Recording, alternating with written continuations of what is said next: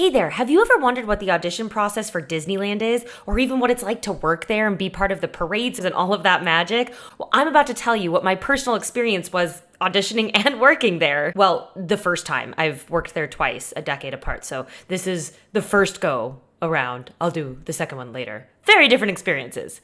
Kind of. Before I get started on unveiling the magic to you, go ahead and like this video and subscribe for more content just like this. All right? Let's get to it. That's a terrible Mickey voice. I can't do it. It's fine. Let's go. I grew up in Riverside, California, so I was only about a 45-minute drive my whole childhood from Disneyland. So, of course, we had passes, which in the 90s were way more affordable than they are now. I remember when the highest one was $300 and something, and it was that's so expensive. Now it's 13. I don't know, whatever. That's not what this is about. But I always grew up watching parades and all the shows at Disney, and so it was only natural that that was on a huge list of mine to perform there one day. As I got older and got into high school, I started having friends around me in all the theater and dance department starting to get jobs there. They were performing as Peter Pan, the parades, and I was sitting there jealous. Yeah, I was I want to do this, but I was too young. At the time, the cutoff age was 16, which I think it's now 18. I'm also going to be quoting you a lot on this is my 2008 Disney experience. It is now almost 2025, so yeah, I was a lot younger then and whatever. I mean, it was yesterday, what? Botox.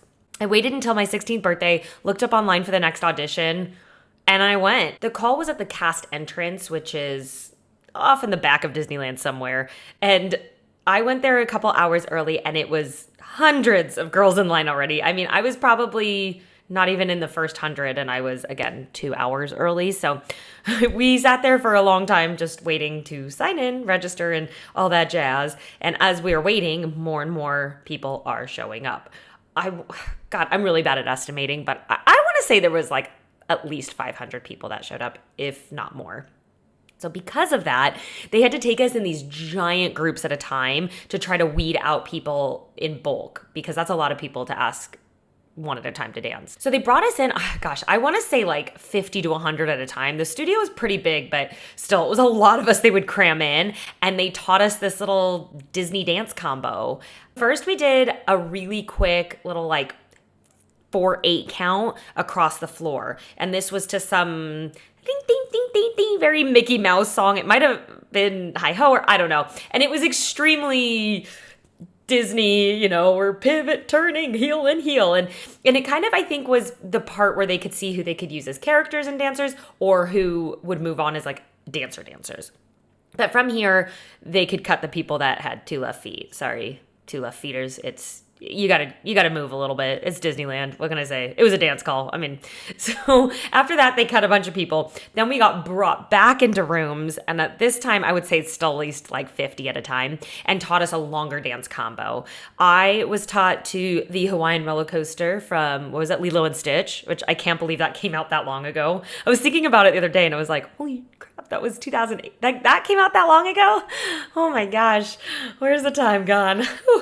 But we learned this cute, very Disney style, when I say Disney style dance, it's just very kid friendly. 1 and 2 and something like that. I remember having a heel and heel and heel and make a little wave because it was Hawaiian roller coaster. And I think there was a kick and a pirouette in there somewhere. Just, there was dance technique, but it's also performance and how much energy you could have. They couldn't emphasize that enough. This is Disneyland, it's parades, we're looking for cheerleader. And I was like, I'm here. So I want to say after that, we did probably they cut more people. And then I think we learned another dance combination. I think the second one, and I honestly just can't really remember what it was, but it was a more lyrical, a little more technical. So again, they could kind of see who was their true trained dancers and also stylistically where the dancers lie. Because in the parades, there's a lot of jazz, hip hop, lyrical, more ballet based, depending on what section of the parade you're at. So they need to see where best to place you if they want to hire you.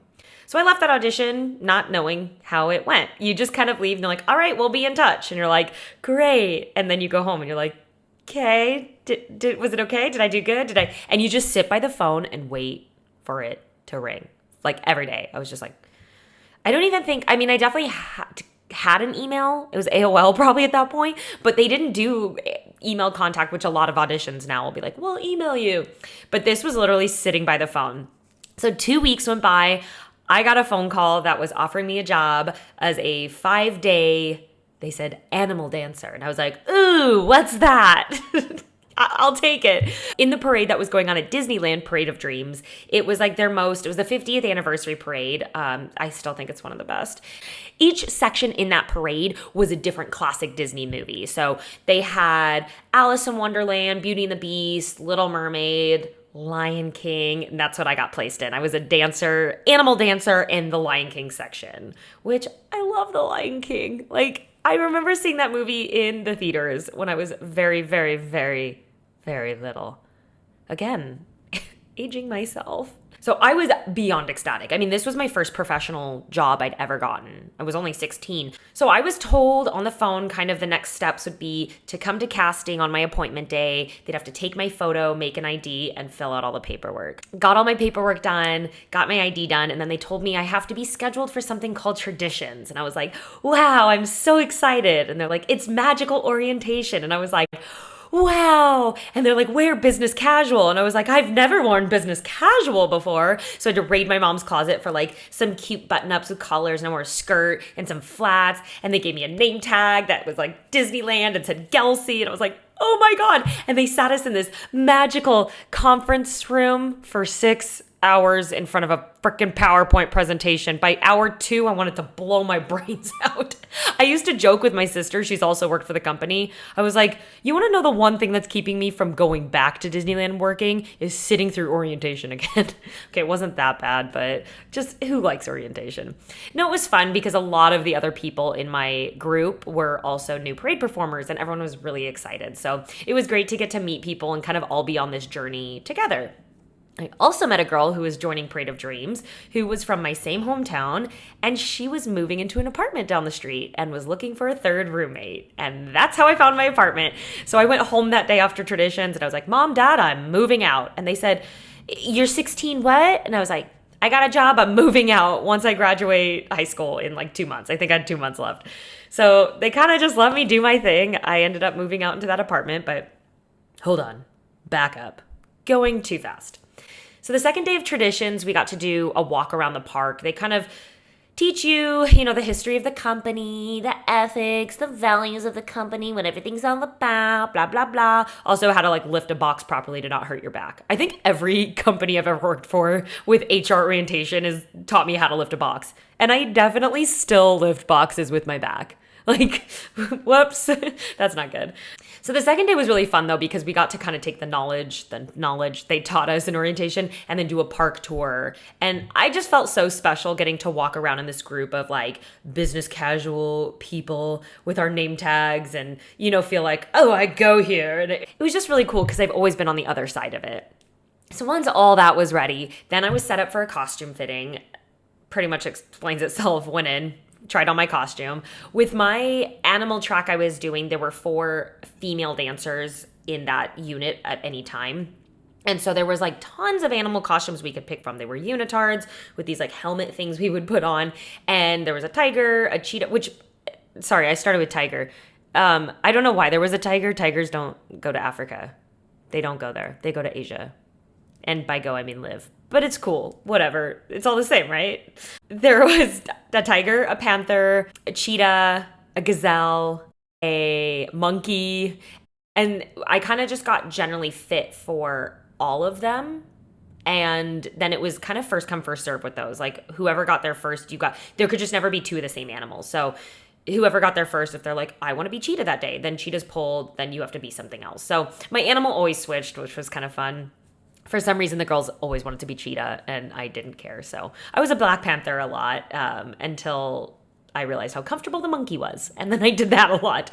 But anyways, I did my costume fitting, and then I had a rehearsal with the choreographer. Now, because I was the only new animal coming into the parade, I had a one-on-one rehearsal. I think I only had like 2 rehearsals with the choreographer. So we had a time set up in the rehearsal hall where he taught me the choreography, which was great. So I pick up the choreography. I'm like, cool, I got it. A lot of this, a lot of that. But it was very confusing because he's like, okay, this is the choreography. He's like, now it's moving. Pretend that's the street, that's the side. You have two other dancers here. You're going to switch spots here. You're going to move over to this way, but then travel forward this way. And that's when I was like, I'm sorry, what? It was wild. But I'm thinking, okay, so in the studio, he's trying to be the other dancer so I can understand it. And we're like, okay, that's Main Street. That's this. There's the castle. And I'm like, okay, cool, I guess. And then that's kind of like the only rehearsal I got. The next day, I had a rehearsal and I got to go out in front of the float and block it with the other girls who were about to do the parade. So we were in front of the float, just but in the back, like not out on the street. And that was the first time I got to see kind of the patterns. There's a lot of travel patterns, changing spots and whatnot with the other three girls. And I definitely was like, oh crap, okay, this is like a lot more intense than I was ready for. I was just like, I need to really focus and think. And then literally the next day was my put-in day, my first day in, which I don't think Disney does that anymore. Normally you do like overnight rehearsals and they have like these put-in rehearsals. And I was literally just sent out. They're like, good luck. And I remember the first parade I ever did, the step off was Small World side. So we came out at the gates right where Small World is. And I remember getting all ready, was super nervous, did everything. And the gates opened and I went out and I think, the parade loops. So you kind of learn a decent amount of choreography, but after a certain amount of time, the music loops back around and you just do the same thing over and over and over and you get the point. But I want to say like the first two loops, I was probably in the wrong spot every time, facing the wrong way. Definitely sections. Like once I got out and it was like guests and Small World and there's all these extra noises, I was like, oh crap, I forget everything. So I really felt like I was just thrown into the pool with the sharks, because sharks swim in the pool, right? I guess the ocean. But I was definitely thrown out for the wild and to be eaten alive. But you know what? I had a whole 45-minute parade down Main Street to figure it out. And I definitely did. My way back was so much smoother and I was like, oh, okay, I get this. But I still laugh. I tell people now that work there kind of that experience and they're like, they did what to you? I'm like, oh yeah, they just threw me on that parade route, which honestly, that's kind of the best way I think there is to learn. And it's definitely, I thrive in that kind of a situation where it's sink or swim. So I don't know if it's because of that situation that now I love that situation, because you have to figure it out. Like, go. And there's audience watching you. So you're like, I don't know what I'm doing. Like, it's such a fun, stressful, chaotic feeling, but I love it. So during that parade of Dreams, I just had so much fun. I was the baby of that group. I think I was like the baby of the whole park, to be honest. Because again, I was 16. I did turn 17 that summer, but mostly everyone I was working with was in their 20s, some were almost 30, which again, to a 16, 17-year-old, I was like, holy crap. Like, y'all can go to bars and I can't. But it really was just one of my favorite summers. Like, I still look back and have so much positive nostalgia for that time of my life. I think it's also because I had so much hope still. Not that I've lost hope now. I'm all, oh yeah, now I know the skies are gray. Like, that's not what I mean. But, it was just my whole career was in front of me and I didn't even know what it was yet. And I kind of miss that time of my life. But that parade was amazing. We had 3 show stops. So in parades, a show stop is when the parade stops. You got it. But we would stop 3 times and then kind of do, like, the whole parade route would have the same song playing. And we would do this big, like, yay, celebrate magic kind of moment. A lot of people in the parade would have these, like, gold banners. We had these big not fish kites, bird kites on a pole that you'd swing them around. They definitely would get tangled with each other and we'd be sitting there, like, fighting, trying to get our birds disconnected. And definitely fun times. Another thing that would happen on a parade route sometimes is like how I told you the music loops. So the whole thing is just looping as you go down the whole parade route. Well, sometimes if something would happen, say a float would break down, or maybe they're doing crowd control, so they have to stop the parade and we're stopped for a while as they're trying to get crowds to pass. You'll just get stuck in one spot and the whole parade will loop and you haven't moved. So sometimes you would get, 45-minute parade. I've done that parade for an hour before because we got stuck for so long. I want to say a float or something got stuck and we're out there. So there's no way off the parade route at Disneyland. except to just be stuck and continuously dance over and over and over the same thing. Like those were kind of my favorite though, because that's when we would start messing around a lot and joking and just like we would always end up in like just complete giggle fits, which also we would play crazy games. I remember my friend Kelsey and I, that's right, there were two other animals named Kelsey. So there was Kelsey, and Gelsey. Not confusing at all. But one time we would play like games on route, because as we were dancing and going down, we would have moments where we would like pass each other or like do little things to each other. So we would, one time we were trying to think of like every slang word we could think of for a male private part. I'm just trying not to be crude here. If you do know me, you know that I'm like the crudest person. But we thought it would be funny to do that. I don't know how it got started. It got started before we stepped off. And I was in tears laughing on the parade. And it's just like all these families at this innocent, like, hi, animal. And we're like convulsing, crying because I'm like passing and I'm like, hey, schlong. And like, that's the kind of shit we would do on the parade route. Like, and every unit always had their own game. I know some people would do like pass an object, like pass the bobby pin, and they would try, someone at the front of the parade would try to get it all the way to the back of the parade. So it's like somehow you would have to get this object passed from dancer to dancer to the back of the parade before the whole parade was over. We're doing 2 parades a day for a long time. You start getting bored. So you're just trying to make it fresh. But yeah, gosh, I remember that day and just trying to hold it together to not lose it in front of children and have to do my job, as a guest my whole life at Disneyland, and then getting to go behind the curtain there is such a fun, eye-opening experience. I mean, in between the parades, we had these different break houses that we could sit in and kind of just chill, or different like dining rooms or cafeterias that you could buy food. And there would be times that, I'm just sitting, eating, telling stories, and I'm eating with Peter Pan, Tinkerbell, the Mad Hatter, and Cinderella right now. All right, this is my life. Like, you definitely have those moments where it's like so normal, and then you just kind of have like a reality check that you're like, what the hell is this? Like, I'm living in a cartoon. One of my favorite memories, I can't remember the girl who was Sleeping Beauty in our parade, but it was really hot that summer. It was hot every summer. And the people that were on the floats, like, had a call. So like 15 minutes to step off. Step off is what they call when the parade steps off. Like, it's where the parade starts. And so backstage, there were 2 different lines painted on the floor. There was a line that you had to do your choreography until, and then there was a line you had to stay in character till. So they were very strict on their sight lines. Like, one is like, oh, the people watching the parade looking through can see to this point, so still do your thing. So you get backstage and you're still kind of doing your dance for nobody, because those were the rules. And then there were sight lines that, if you were a head character, it was like, do not take your head off within these sight lines, because these hotels have a vantage point where they might be able to see you. And Disney's very strict about keeping their magic. And then same with like the princesses, like maybe they're not doing their choreography, but they need to stay princessly. Which brings me to this story. So the people that get on the floats had like a 15 minutes to step off time, which would be the parade start time, had to go, and they would load them all up. So when we're really high, and they'd have these big kind of crane stairs backstage right where the parade started, so that they could load everybody up onto the float. So the princesses were on a float for this parade. And I remember they were calling over the girl that was Sleeping Beauty, and she like lifted her dress up and was like, it's effing hot! And like just and just seeing that, I was like, oh, the magic.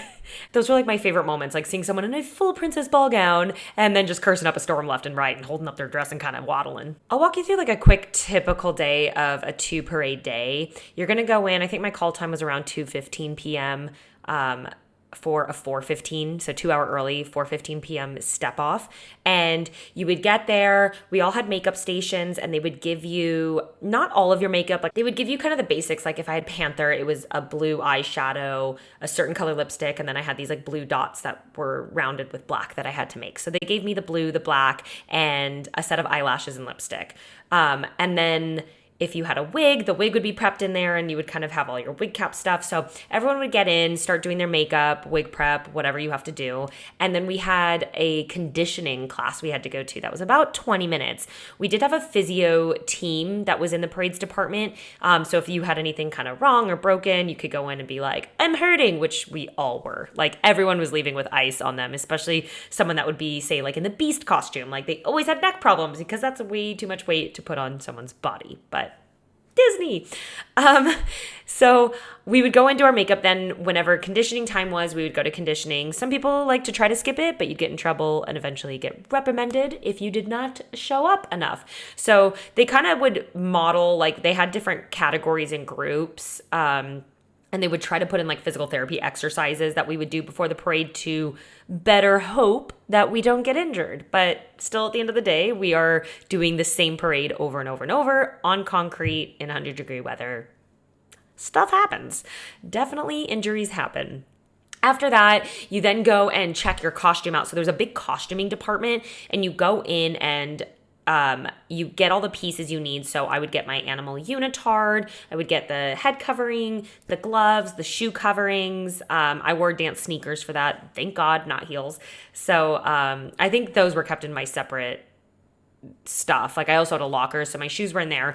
And then any underdressings you would need, you would also get. So for me, I always needed tights and a leotard to go underneath the unitard. And that's so if there was a little bit of see-through or any holes, like you're covered and safe. And then also, so when you're changing, it's just not a big deal. The characters, say like Mickey, Minnie, they get underdressings that will be like black shorts, a t-shirt, then they even have a like black underneath bodysuit to cover everything with the arms, black leggings underneath, and then they wear like their white tennies or something that can slip into the big Mickey Minnie shoes. And then, you know, each character had a different variation of what their underdressings were. So each piece, be it a sock, your main costume, a head, you name it, had a barcode in it. So someone would be working in the wardrobe department and you would scan your ID's barcode and then you would scan out each individual costume piece. That way, yeah, had to return them and no stealing allowed. So at the end of the day, when you would return them, you would just throw them into like a laundry bin and they would scan them in for you. After this, you'd get dressed and then you'd kind of start heading towards the towards the step off point. It was a bit of a walk, so you'd get an early start, you know, any warming up you want to do, you can. And then you go. When your unit's ready, you do your parade. On the other side, we had these carts that they would drive over from the main area over to the other side. So that would be where all the costumes live. We could put our heads out, the big heads, they would sit, air them out. They always had a cart with water. If it was over a certain temperature, they would give us like Gatorade, but they were a little stingy on that, I'm not gonna lie. And then we had about an hour and a half break. So we would clock out for an hour lunch and then we could go to the cafeteria. They had a tram that would take you back to the other side to where our locker rooms were and stuff. So if you brought lunch and it was in the fridge there, you could go back and chill or whatever you want to do during this time. And then about 30 minutes till, everyone starts moseying back to the costume carts, putting on their stuff, reapplying makeup, and back to parade number 2. Do the whole thing over again. Get to the other side, take your makeup off, put your costumes in the bin, peace out, clock out. So that's just kind of like a rundown of a very typical parade day. The next season came, and so like every season they would kind of switch around their parades, or at least when the Christmas season comes, Disney does their Christmas parade. They'd have a big audition in-house, meaning if you already worked for them, you got to audition before they do an open public audition. That's kind of what in-house audition means. And every time there was an in-house audition, every time there was an in-house audition, everyone would freak the F out. They'd be like, I'm not going to get a part. And there'd be people that have like done it for 10 years. And they're like, I don't know if I'm going to get a part. And I'm like, oh my God, can we stop being so dramatic? Like, you're probably going to get a part. So we did this audition. Disney like loved, I don't know if they still do this, but frickin' loved to just milk. Like they knew the talent they had. They were the choreographers who have been working with us for a year, all that jazz. And they would make these auditions like 12 hours long. Like you would get there at least by 8 a.m. and you would do like 5 different dance routines, have to learn them, go 5 at a time. They'd pick a group to learn like a lyrical number and then pick a group to do that number and then cut some or keep and then have this. They made it like such a to-do and stressed everybody out so much. And I never understood it. I was like, you see us dance every day. Just tell, like, why are we doing this? But I don't know. There's maybe, I don't know if it's like a power trip thing. I don't know. I did audition for the Christmas parade, was there all day.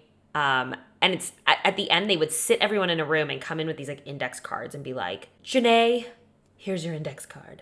Megan, here's your index card. Or like do this weird thing. And like it said what role you got. And it was very like, I've never been to any other audition that does this. And I don't know, it's just like a little high schooly to me. So I did audition that season for the Christmas parade. Super excited, got through the whole day, waited for my card at the end, and I never got one. I was like, oh. So that sucked. And I kind of just had to swallow this pill that I didn't get that parade that season. And oh shit, what am I going to do for a job? Kind of turns out the reason I didn't get it is because I wasn't 18 yet. And they only hired 18 and over for that parade because they had so many overnight rehearsals. Disney had a policy at the time that you can't stay for the overnight rehearsals unless you're over 18. Now, I sat around probably for like a week or so, kind of just going, darn, and not sulking, but totally sulking.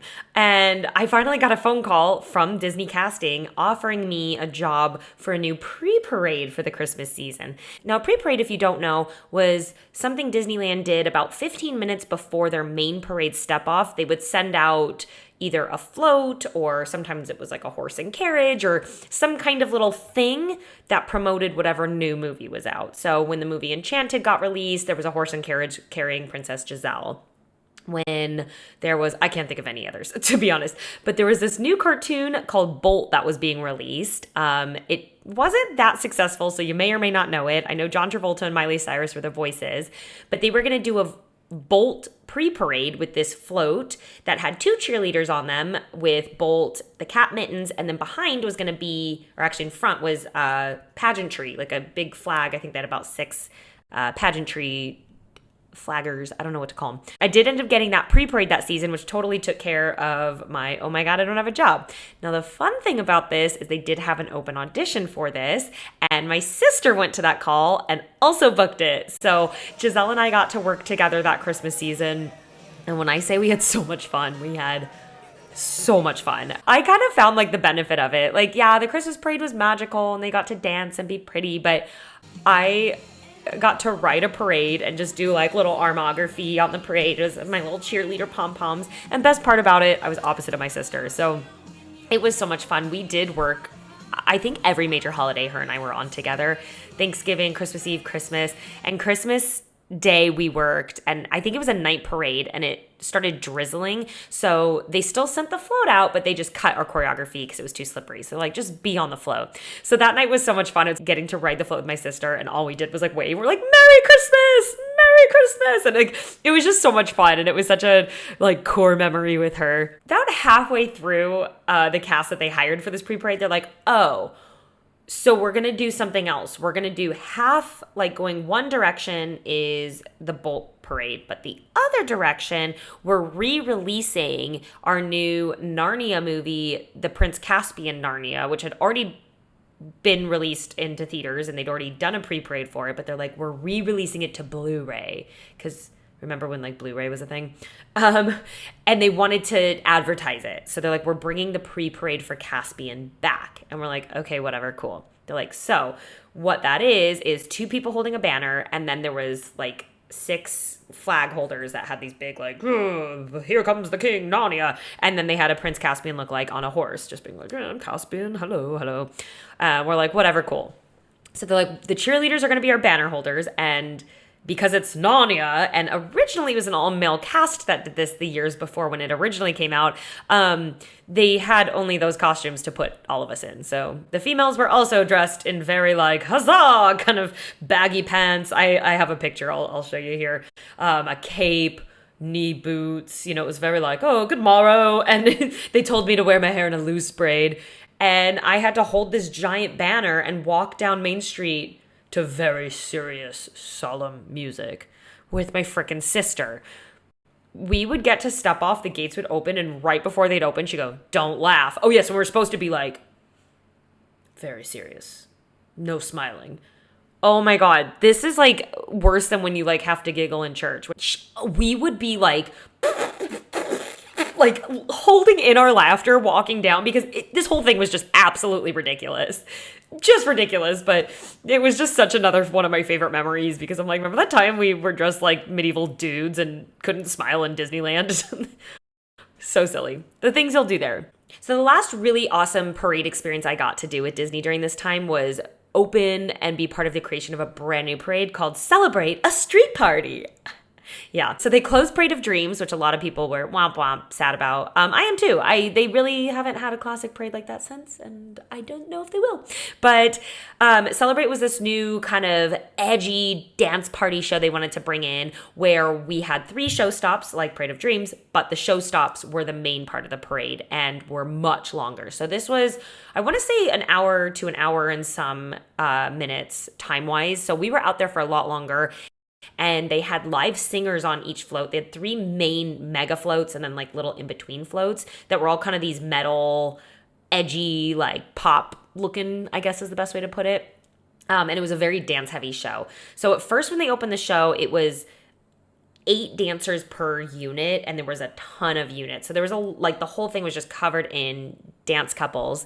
And we did at some point in opening, and people complained there were no characters in it. So then they added a bunch of characters in between that would kind of dance around and do that, because it's Disneyland. People want characters. But this was a really cool process, though, because we got to be part of, like, the choreographers already had their set idea, but they showed us like the sketches of the floats and the sketches of the costumes. Like, no one had ever seen it before. So we were in rehearsals, and then the first time we would do fittings, it was like, okay, this is what they look like. And they're like, wow, fixing stuff. And so it was just really cool to be a part of seeing a parade being built from scratch and learning this whole thing. And it was, instead of like how when I was an animal, it was just me and the choreographer teaching me to then plug me into the parade. The whole parade was in there learning together. So I forget how many weeks we were in the rehearsal halls learning all the choreography, but I do remember after that period of time, we took it to the streets for 2 weeks, and we had 2 weeks of overnight rehearsals.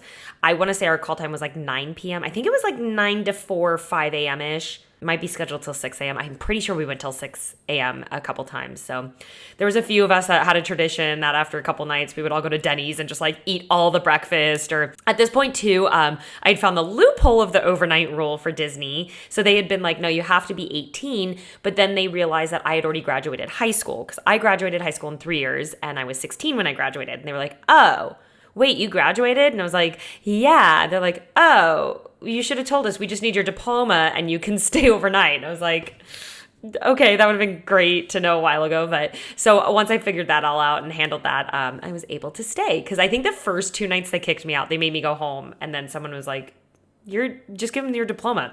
So I got to be part of the overnights. They would always have like coffee stations, and they were fun. They're really rough to get through because you're doing a full parade at 3 a.m. But it's definitely one of those cool experiences where, like, seeing nobody in the park when normally it's so busy, but no guests, just you. But then the park's also alive with workers. Like, the gardeners are everywhere. There's people on ladders painting things, and the work lights are on. And it's just a really interesting world to see at night, because it's a completely different one than during the day. It's like all the little like magical elves are out, like, gotta fix everything before the people come. Yeah, we did overnight rehearsals. So we did full-blown parades in the streets for nobody, 2, 3 in the morning for 2 weeks. And then it was opening, and we opened up Celebrate a Street Party during one of the hottest summers recorded in California. Because of course, like, luckily it wasn't like my animal costume where it was completely covered head to toe, but it was a very intense dance show. Like I said, we were out there for over an hour. We did wear wigs, which I got like the Sharon Osbourne wig. I would always put it on and be like, Minnie, look, Minnie's here. I was just like, of all the wigs I got, but it was a lot of fun.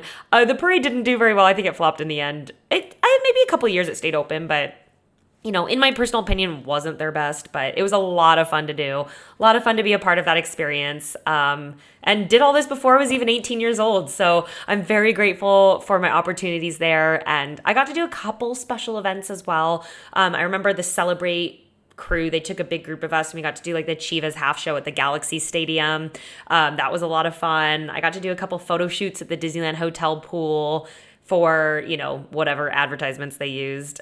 But yeah, I really was so grateful that it was my professional start, had such an amazing time, and still am, like I said, just so nostalgic for that time of my life and the fun I was having mixed in with the bright-eyed, bushy-tailed version of myself that had this whole future ahead of me.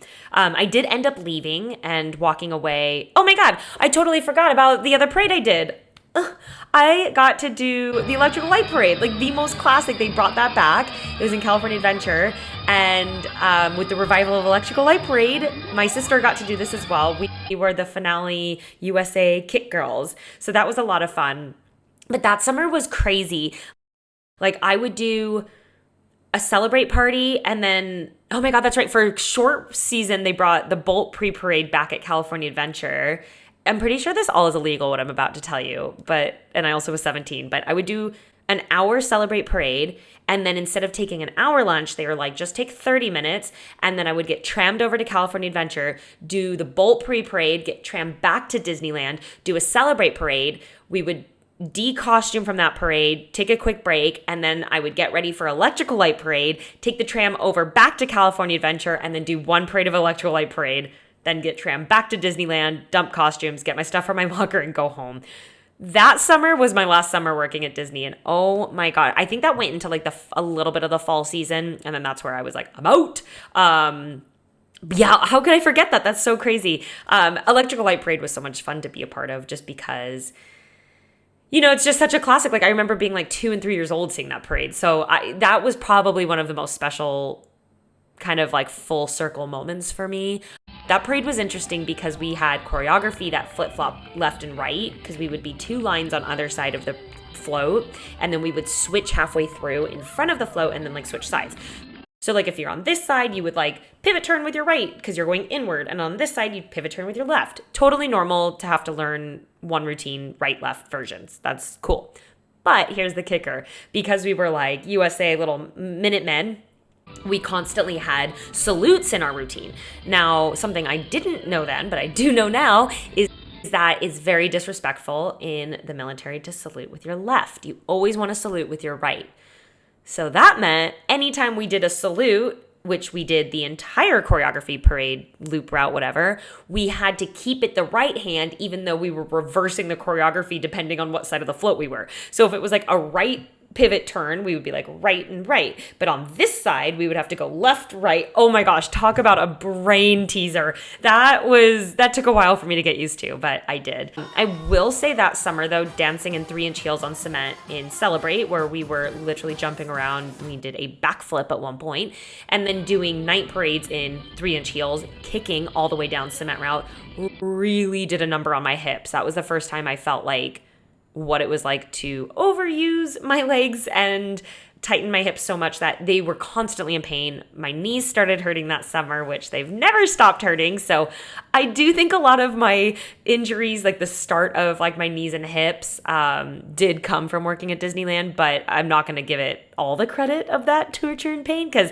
a lot of things I did, including cruise ships on steel stages and blah, blah, blah, etc., didn't help. Yeah, fun. Anyways, now I'm back. Cannot believe I left out like that whole major chunk of like the hardest summer I worked there.